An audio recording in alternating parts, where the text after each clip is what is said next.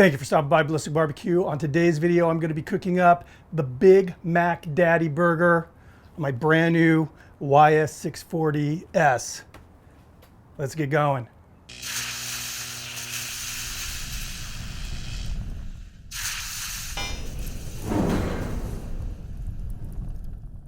Before we start cooking up this delicious burger, I'm going to give you just a kind of a quick overview of the YS640s. So as you can see on the exterior, it looks extremely familiar.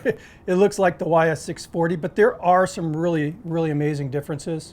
So I'm going to start this overview from the outside. As you can see, I have the competition cart.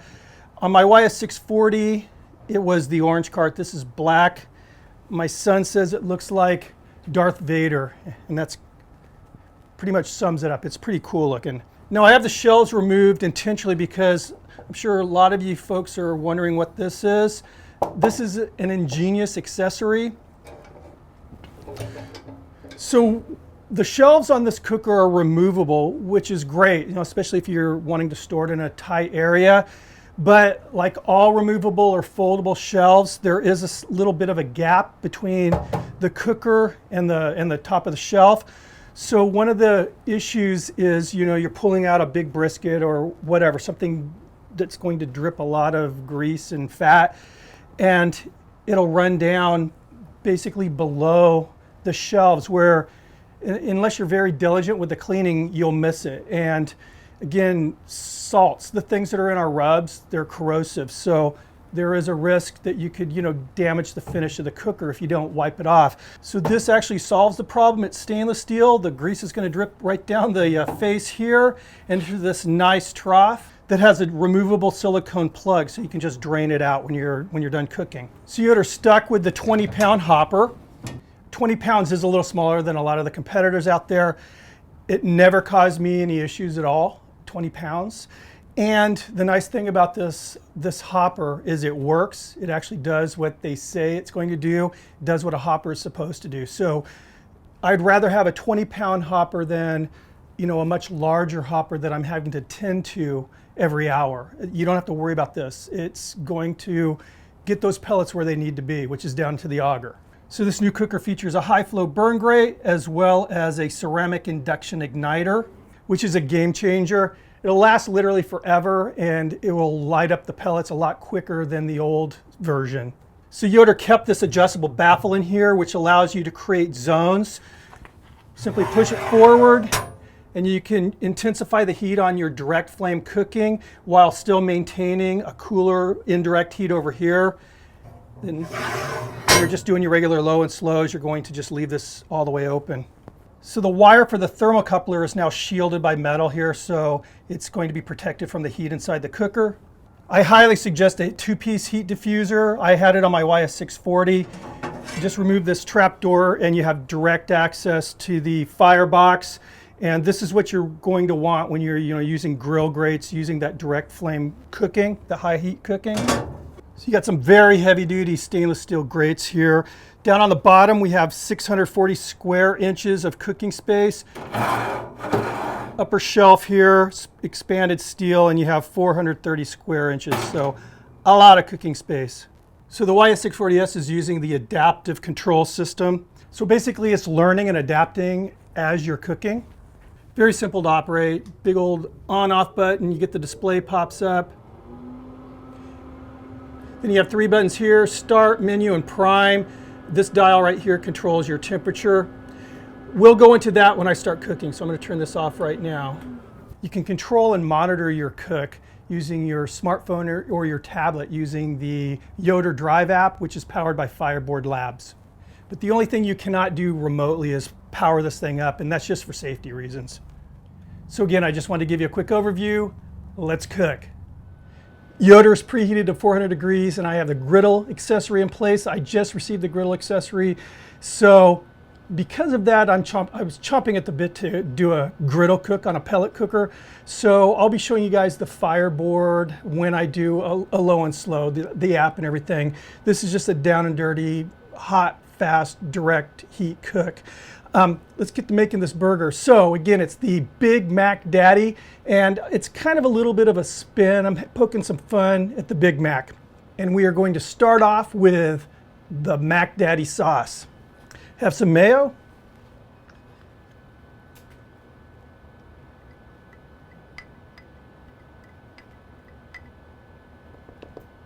Some ketchup.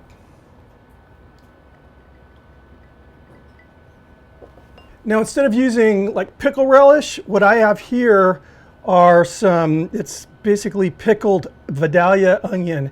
And I bought it at my grocery store. It's produced by a company out here. I mean, they're all over the shelves in the pickle aisle, Mount Olive, but it's really, really good. It's the Vidalia sweet onions, and I minced it up. I thought this would be a great kind of something different here. So this is some old-fashioned seeded mustard. Some kind of smashed and minced up sun-dried tomato. Some smoked paprika. So I'm going with a little bit of rice vinegar, a little agave nectar, but you could use honey, a little sugar. Just kind of wanted to balance off everything with a little sweet. Let's get this mixed up. And there you go. Looks good. So for the bun, I'm just using a sesame seed bun. I wanted to keep it simple, keep it kind of, again, we're paying homage to that Big Mac. As you guys all know, the Big Mac has what they call the club level, the club piece of bread that's in the center there. So you'll see a lot of these videos, a lot of these copycat videos, and what they'll do is they'll take that top bun, that crown, and they'll actually cut, you know, the club section from the top bun. And that's fine if you want to do that. I really like symmetry in my burgers, and that takes away from that. It makes kind of the top buns too small and too thin. So what I do is I actually just sacrifice a hamburger bun, and I take that bottom, the heel, and I just trim off that crust off the bottom.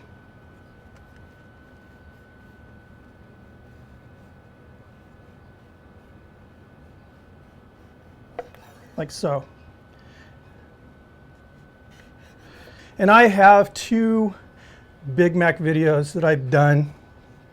One of them is like 8 years old and it's ready for a refurbish. But that's what I did on that very first video, and that's what I find works for me. All right, let's go to the grill. We're gonna start cooking. And again, this is a little bit of an over-top tribute to the Big Mac. It's not a Big Mac. So as I mentioned, I have that griddle accessory in place. So first thing I'm going to do is lay down some bacon. Not on the Big Mac, but the Big Mac needs a little bacon. Now up here I'm going to add, this is beef tallow. I just want a little fat on the grill here.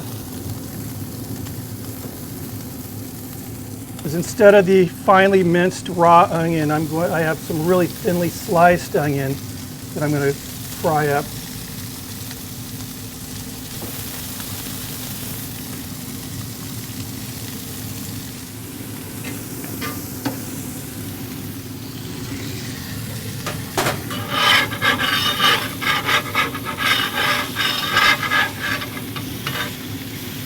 Oh, that's gorgeous. Wow.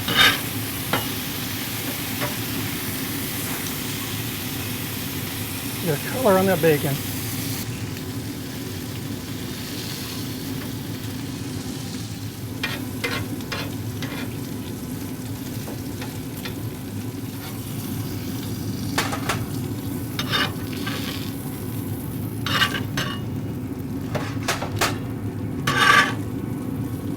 Bacon is looking good. So what I'm going to do is pull it off to the side here.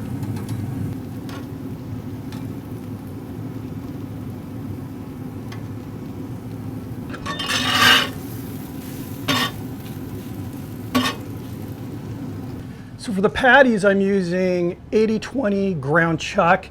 These are 5-ounce patties, and I want to say McDonald's on their Big Mac, they're using 1.6 ounce, so a little bit bigger. A little bit of kosher salt. A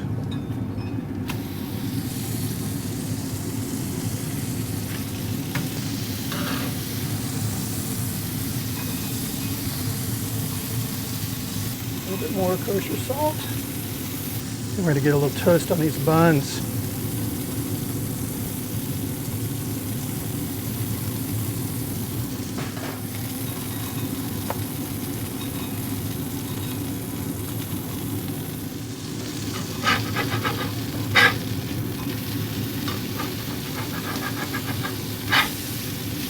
Nice. Beautiful toast on these buns. Very happy about that. We're really close to the burgers being done, so let's go ahead and start prepping the buns here. Go down first with that killer MacDaddy sauce.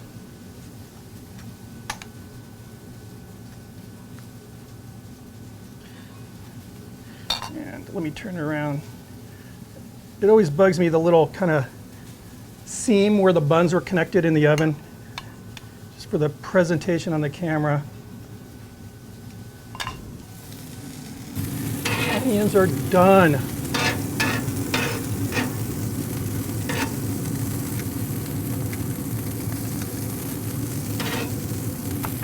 Put some of these onions on the bun here, right on top of the sauce. So on the Big Mac, this would be those little, very finely minced raw onion pieces. Now finely shredded iceberg lettuce, which I love on a burger. There's just something, the texture of it, it's just, I really, really enjoy this. So on the Big Mac, they use a single slice of American. I'm using a single slice of white cheddar on the Big MacDaddy.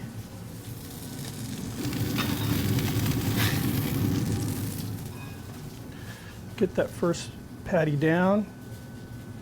Now we're going to take that the club level here. Sauce this bad boy up. Sauce has got a really nice color to it.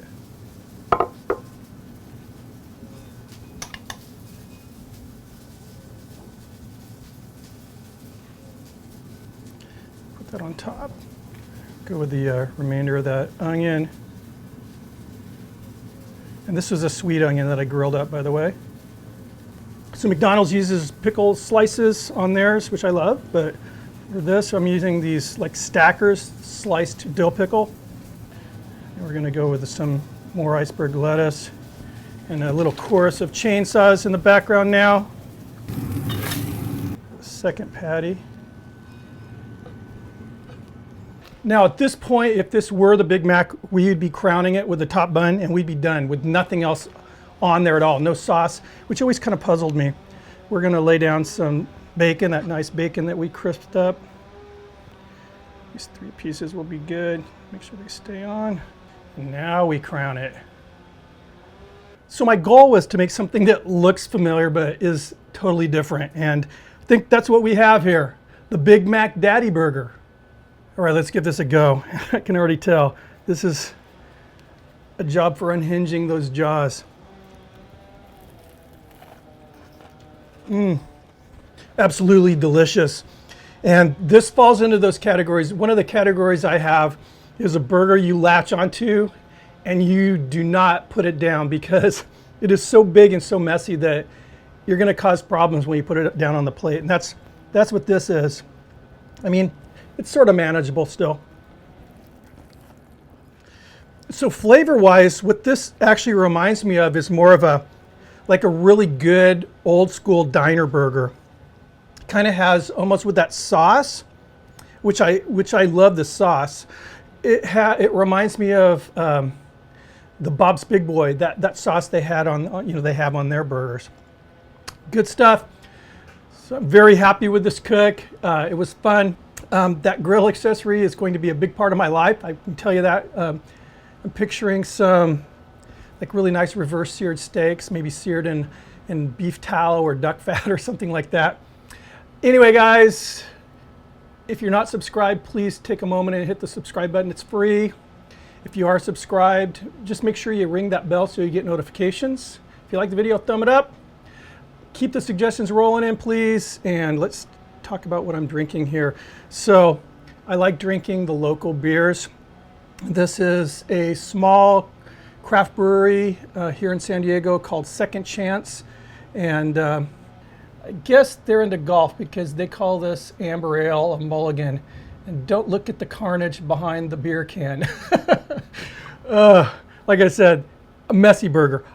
I'll salvage it, but you wouldn't want to see me eat this disaster on tape, I can tell you that right now. See you on the next video. Cheers.